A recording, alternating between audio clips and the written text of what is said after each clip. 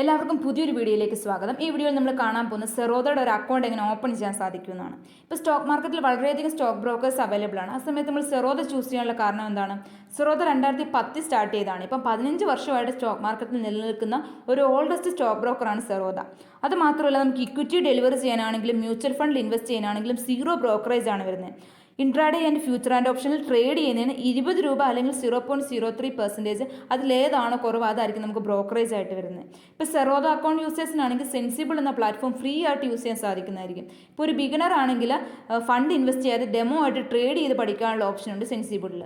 അപ്പോൾ ഒരു സെറോദയുടെ account open ആക്കാനുള്ള ലിങ്ക് നമ്മുടെ ഈ വീഡിയോയുടെ ഡിസ്ക്രിപ്ഷനിൽ ആഡ് ചെയ്തിട്ടുണ്ട്. ആ ലിങ്ക് യൂസ് ചെയ്തുകൊണ്ട് നിങ്ങൾക്ക് സെറോദയുടെ ഒരു അക്കൗണ്ട് ഓപ്പൺ ചെയ്യാൻ സാധിക്കുന്നതായിരിക്കും. നമ്മുടെ വീഡിയോ ഡിസ്ക്രിപ്ഷനുള്ള ലിങ്ക് നിങ്ങൾ ക്ലിക്ക് ചെയ്ത് കഴിയുമ്പോഴത്തേനും നമുക്ക് ഇങ്ങനത്തെ ഒരു പേജ് ആയിരിക്കും ഓപ്പൺ ആയിട്ട് വരുന്നത്. ആ പേജിൽ നമ്മുടെ ഫോൺ നമ്പർ എൻ്റർ ചെയ്ത് കൊടുത്തതിന് ശേഷം ഗെറ്റ് OTP എന്നുള്ള ഓപ്ഷൻ ക്ലിക്ക് ചെയ്യുക.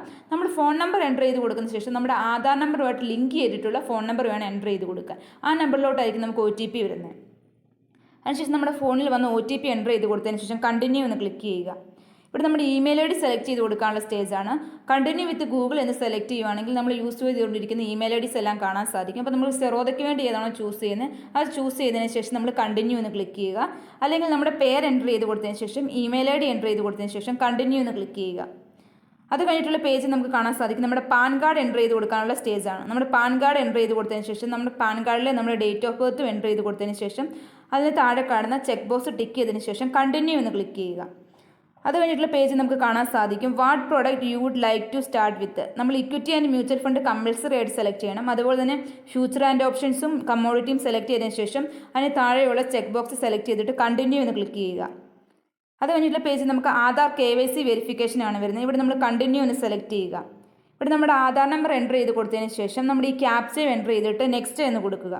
അപ്പോൾ നമ്മുടെ ഫോൺ നമ്പറിലോട്ട് ഒരു OTP വന്നിട്ടുണ്ടായിരിക്കും. ആ OTP എൻ്റർ ചെയ്ത് കൊടുത്തതിന് ശേഷം കണ്ടിന്യൂ എന്ന് ക്ലിക്ക് ചെയ്യുക.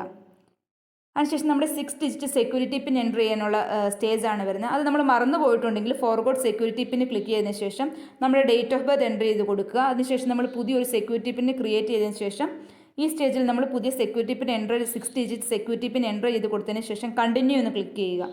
അതിനുശേഷം നമ്മളോട് സെറോദ നമ്മുടെ കൺസേൺ ചോദിക്കുന്നുണ്ട്.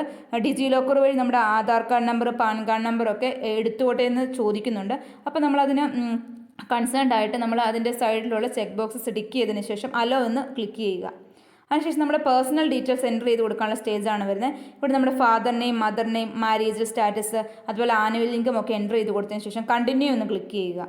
അതിനുശേഷം നമ്മുടെ ബാങ്ക് അക്കൗണ്ട് ഡീറ്റെയിൽസ് എൻ്റർ ചെയ്ത് കൊടുക്കാനുള്ള സ്റ്റേജാണ് വരുന്നത്. ഇവിടെ നമുക്ക് Google Pay, Paytm, PhonePe options ഉണ്ട്. ഇപ്പോൾ ഞാനിവിടെ സെലക്ട് ചെയ്യുന്ന എൻ്റർ ഡീറ്റെയിൽസ് മാനുവലി ആ ഓപ്ഷൻ സെലക്ട് ചെയ്തതിന് ശേഷം നമ്മുടെ അക്കൗണ്ട് നമ്പർ, അതുപോലെ തന്നെ IFSC കോഡ്, ബാങ്ക്, ബ്രാഞ്ച് ഏതാണെന്നൊക്കെ എൻ്റർ ചെയ്ത് കൊടുത്തതിന് ശേഷം കണ്ടിന്യൂ എന്ന് ക്ലിക്ക് ചെയ്യുക.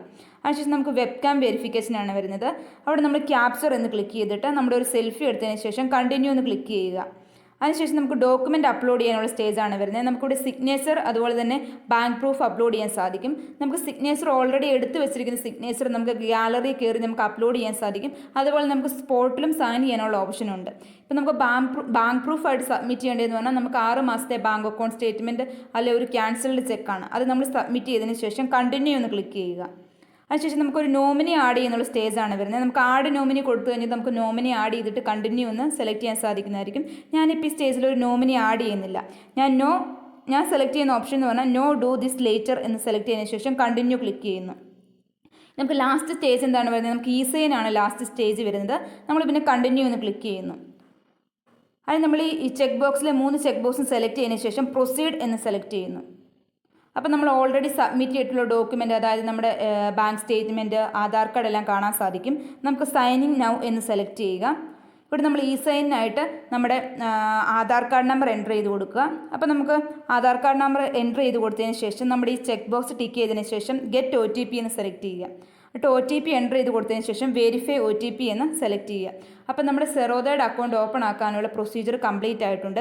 24 മണിക്കൂറിനകം നമ്മുടെ അക്കൗണ്ട് ആക്ടിവേറ്റ് ആവുന്നതായിരിക്കും. നമ്മൾ ഈ യൂസർ ID ഓർത്ത് വെക്കേണ്ടതാണ്. നമുക്ക് ഈ ലോഗിൻ ടു കൈറ്റ് എന്ന് ക്ലിക്ക് ചെയ്തതിന് ശേഷം നമുക്ക് കൈറ്റ് ഓപ്പൺ ആക്കി യൂസർ ID എൻ്റർ ചെയ്തിട്ട് നമുക്ക് പാസ്വേഡ് കൂടെ എൻ്റർ ചെയ്തിട്ട് നമുക്ക് കൈറ്റ് ഓപ്പൺ ചെയ്യാൻ സാധിക്കുന്നതായിരിക്കും. ഓക്കെ, അപ്പോൾ സെറോദയുടെ അക്കൗണ്ട് ഓപ്പൺ ആക്കാനുള്ള ലിങ്ക് നമ്മുടെ ഈ വീഡിയോയുടെ ഡിസ്ക്രിപ്ഷനിൽ ആഡ് ചെയ്തിട്ടുണ്ട്.